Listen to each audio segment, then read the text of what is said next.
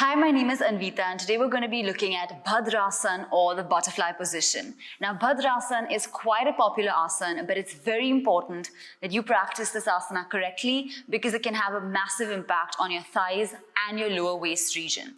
So while we practice this asana today, we're going to make sure that our waist and our spine is in one straight line and that we're doing this asana as per our own capacity. So make sure that you don't have any knee injuries at the moment and that your spine and your neck is absolutely fine, and then you can move into practicing this asana. So let's look at how to practice Bhadrasana or the butterfly pose. Now for this practice, first you're going to be sitting in the Sukhasana or the cross-legged position.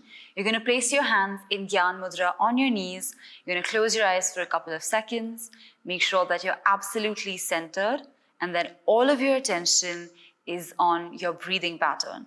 So the reason we do this is because you want to be in a sort of prayerful or super concentrated mode before you begin your yoga asana practice.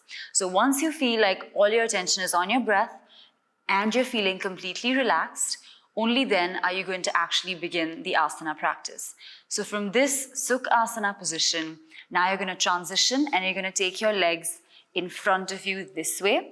Once you've got them absolutely in front, keep your hands by the side of the body and make sure that your elbows are locked in and straight.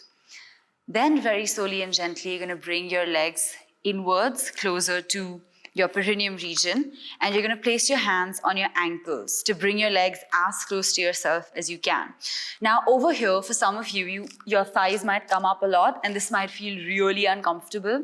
So only do it as per your capacity. If you're not able to bring your thighs down completely, you don't have to force yourself. Do it only as much as you can.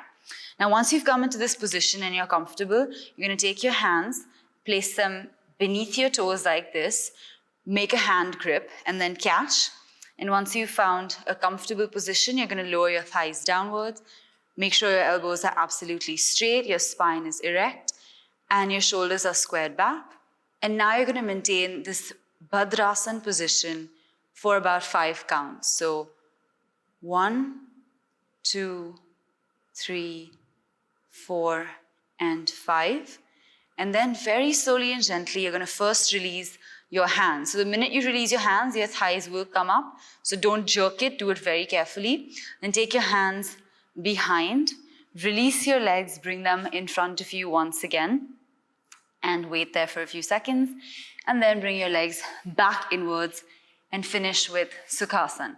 And then come back with your hands in Gyan Mudra as well. So this is how you practice the Bhadrasana position. But obviously in this, you want to be really careful if you have any knee injuries. You want to make sure that you're not doing anything super quickly. And especially if your hips are tight and you find it difficult to spread them out or open them completely, do this very, very slowly. Otherwise you could injure yourself and hurt your hip bones. So be careful with this one. And that's basically how you practice Bhadrasana. Alright, so that was the practice of Bhadrasana or the butterfly position. And I hope that you've been able to understand exactly how to practice this asana. And as we've mentioned in most of our previous videos as well, you want to make sure that you're doing this asana as slowly and as steadily as you possibly can. Because the whole point of these asanas is to take you along the spiritual path of yoga. And if you do it very quickly on a very jerky way, then you're not actually going to get the essence of the yogic practice. So do it slowly, find that space within you that has stillness and that gives you some meaning, and then move along in your practice.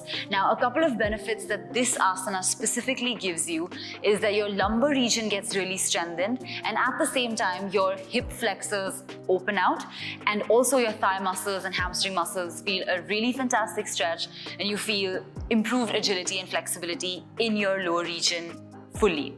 So I hope this asana makes some sort of sense to you and you've been able to understand how to practice it.